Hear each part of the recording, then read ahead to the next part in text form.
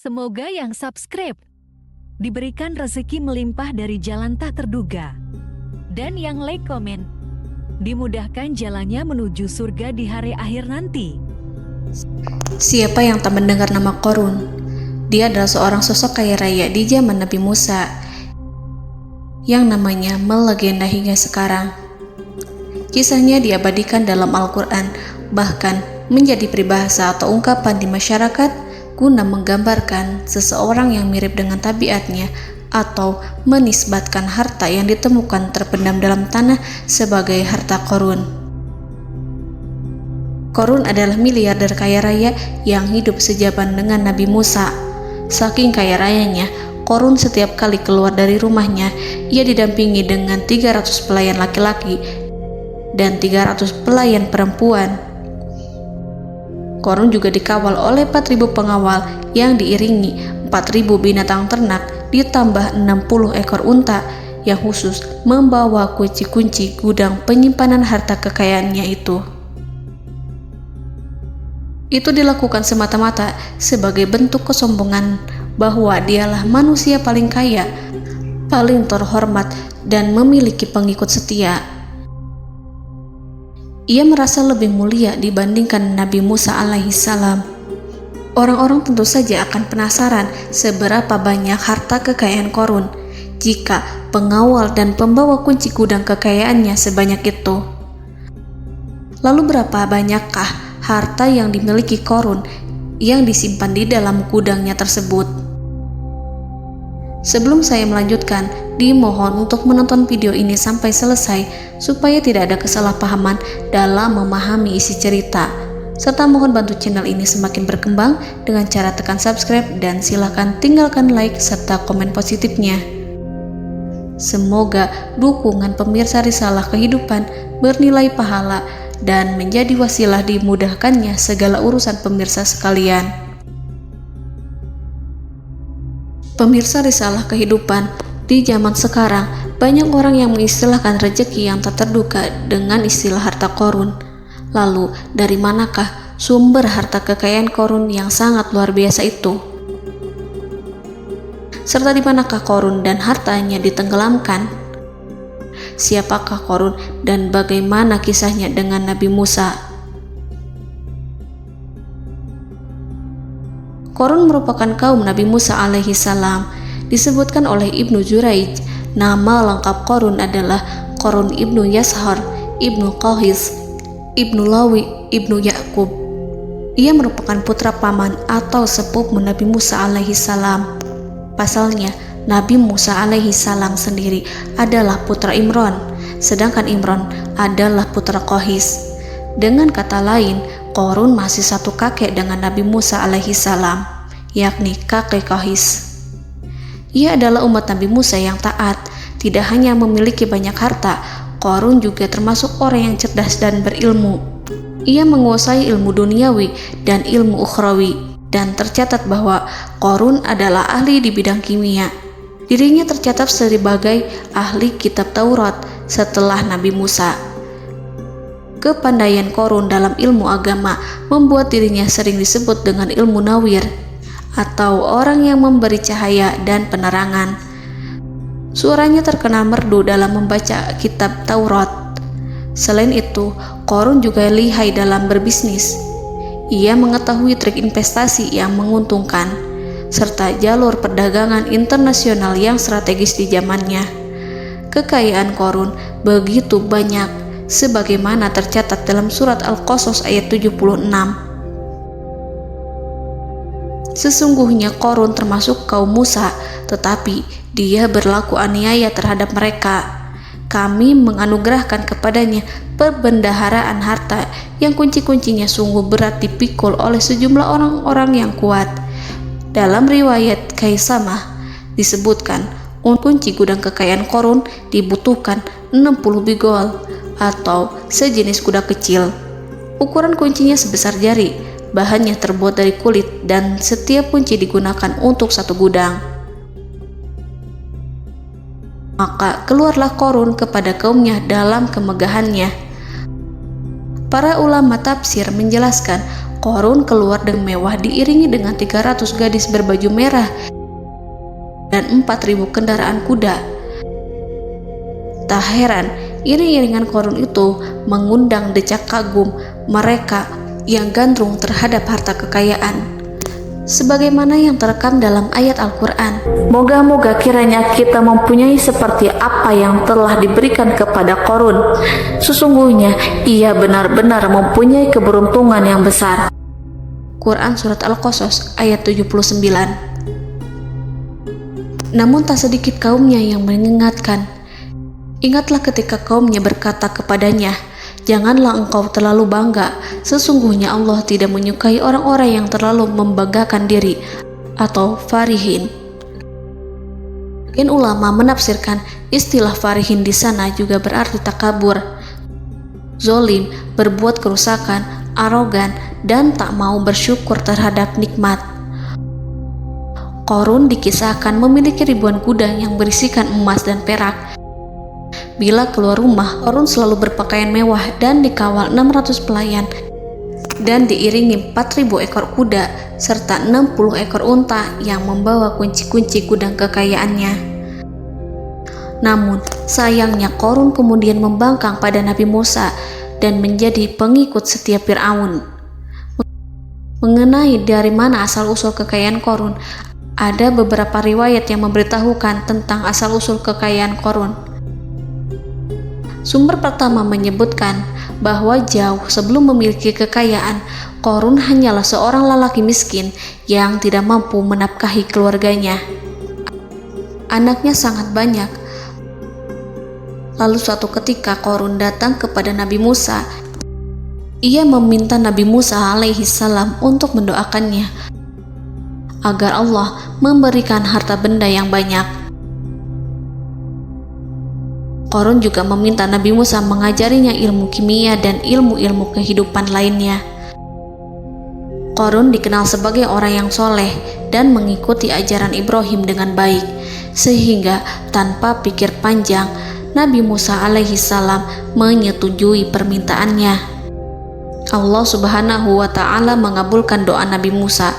Korun diberikan kecerdasan luar biasa dan menguasai ilmu yang telah diajarkan kepadanya. Korun menguasai teori dan praktik pembuatan emas permata dan beragam perhiasan mewah lainnya. Ia juga pakar dalam ilmu arsitektur, rancangan bangunan, penataan kota, dan lain sebagainya. Tidak lama setelah itu, hidupnya berubah. Korun pun hidup dengan bergelimbang harta. Ribuan gudang yang dimilikinya penuh dengan emas dan perak. Namun, sayangnya, keberuntungan yang didapatkannya membuatnya gelap mata. Korun mulai hidup dengan penuh pamer, keangkuhan, dan penuh kesombongan. Kekayaan yang diberikan Allah Subhanahu wa Ta'ala membuatnya lupa dengan Sang Maha Pemberi. Korun merasa lebih terhormat dan mulia dibandingkan Nabi Musa. Ia pun akhirnya membelot dan durhaka pada Musa. Ia mengingkari janji-janjinya dulu dan beralih menjadi pengikut Fir'aun yang setia. Loyalitas Korun terhadap Fir'aun membuatnya diangkat menjadi kepala mandor yang membawahi ribuan pekerja. Dikisahkan bahwa Korun bersikap semena-mena terhadap para pekerja. Ia tega memotong upah mereka. Ia melakukan korupsi demi membangun istana dan kemegahannya sendiri, dan untuk membangun gudang-gudang penyimpanan harta yang telah ia kumpulkan jauh-jauh hari. Ketika datang perintah zakat, Nabi Musa alaihi salam pergi menemui Korun dan memerintahnya mengeluarkan zakat sebesar 1 dinar dari setiap 1.000 dinar hartanya, 1 dirham dari setiap 1.000 dirham, 1 kambing dari setiap 1.000 kambing, dan seterusnya. Setelah Korun menghitung seluruh hartanya, ternyata jumlah zakatnya sangat besar. Kekikirannya pun mulai menghalangi hatinya untuk mengeluarkan zakat. Korun enggan membayar zakat ketika Nabi Musa alaihissalam menagih zakat yang diperintahkan oleh Allah untuk ditunaikan olehnya. Ketika Korun dimintai zakat, ia langsung marah dan tidak memberikan sedikit pun kekayaannya. Dia berpikir bahwa harta kekayaan yang dimilikinya didapat dari hasil kerja dan usahanya, dan tidak ada kaitannya dengan siapapun, termasuk Allah Subhanahu wa Ta'ala. Janji Qarun untuk lebih taat beribadah dan membantu sesama jika diberi kekayaan oleh Allah dilupakannya. Dia mempergunakan kekayaannya tersebut dalam kesesatan, kezoliman, dan permusuhan, sehingga membuatnya menjadi sombong dan terlena. Orang-orang beriman pada masa itu sering menasihati Qarun untuk bersyukur atas nikmat yang telah Allah berikan. Tetapi dia tidak mengindahkan nasihat tersebut. Dari sikapnya tersebut sudah jelas bahwa Qarun tidak membutuhkan nasihat kebenaran, bahkan merasa tidak takut dengan ancaman Allah. Sebab Qarun merasa sudah memiliki segalanya. Qarun merasa dirinya hebat dan pintar serta punya banyak pengikut setia, punya banyak pengawal dan merasa aman karena dekat dengan Raja Fir'aun. Qarun berkata, "Sesungguhnya aku mendapatkan harta ini karena ilmu yang ada padaku." Qarun sangat sombong. Ia merasa hartanya didapatkannya sendiri tanpa campur tangan dan kehendak Zat yang Maha Kaya, yakni Allah Subhanahu wa Ta'ala. Apakah Qarun lupa ataukah ia tidak tahu bahwa Allah telah membinasakan orang-orang sombong sebelumnya yang bahkan lebih kuat darinya, yang lebih kaya darinya, yang lebih banyak pengawalannya, lebih kokoh dan tak terkalahkan dibanding dirinya? Karena terdorong sifat kikir dan angkuh, maka Qarun membuat rencana untuk melakukan tipu daya agar dia terlepas dari kewajiban membayar zakat. Dia ingin menjatuhkan nama baik dan citra baik Nabi Musa. Kemudian dia mengumpulkan tokoh-tokoh konglomerat Bani Israel. Ia berkata kepada mereka, "Wahai saudara-saudaraku, terhadap apa yang diperintahkan Musa untuk membayar zakat, apakah kalian akan mematuhinya? Sekarang dia hendak mengambil harta yang ada di tangan kalian, maka pikirkanlah suatu cara untuk menghindari perintahnya." Para pembesar-pembesar yang dipanggil kemudian menjawab, "Wahai paduka Qarun, engkau lebih besar daripada kami. Kami akan melakukan apapun yang kau inginkan." Qarun berkata, "Datangkanlah kepadaku wanita cantik. Aku akan memberinya hadiah besar jika ia berhasil menggoda dan memfitnah Musa." Ketika wanita cantik yang diinginkannya datang, Qarun memberikan kepadanya uang muka sebagai jaminan. Ia akan membayarkan seluruh yang dijanjikannya ketika berhasil menjalankan misinya. Bukan hanya itu, Qarun pun berjanji akan menjadikan wanita ini sebagai istrinya.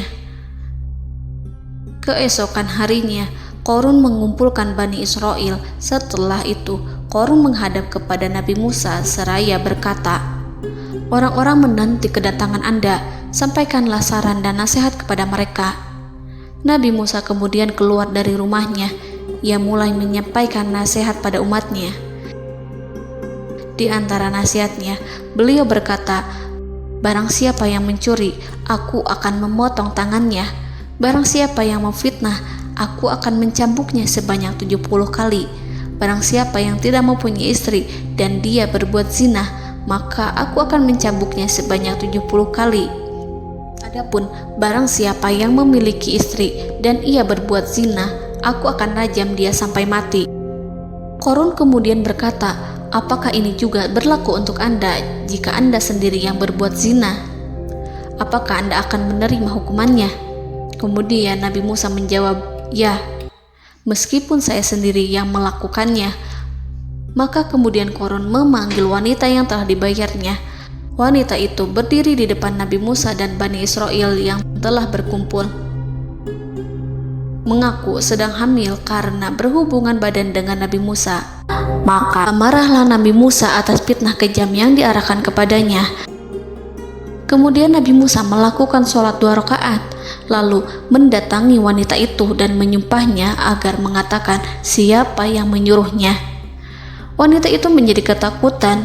Ia bergemetar di depan Nabi Musa dan mengaku bahwa yang menyuruhnya adalah Qarun. Lalu wanita itu bertaubat dan meminta maaf kepada Nabi Musa. Seketika Nabi Musa bersujud seraya berdoa kepada Allah agar menimpakan azab kepada Qarun.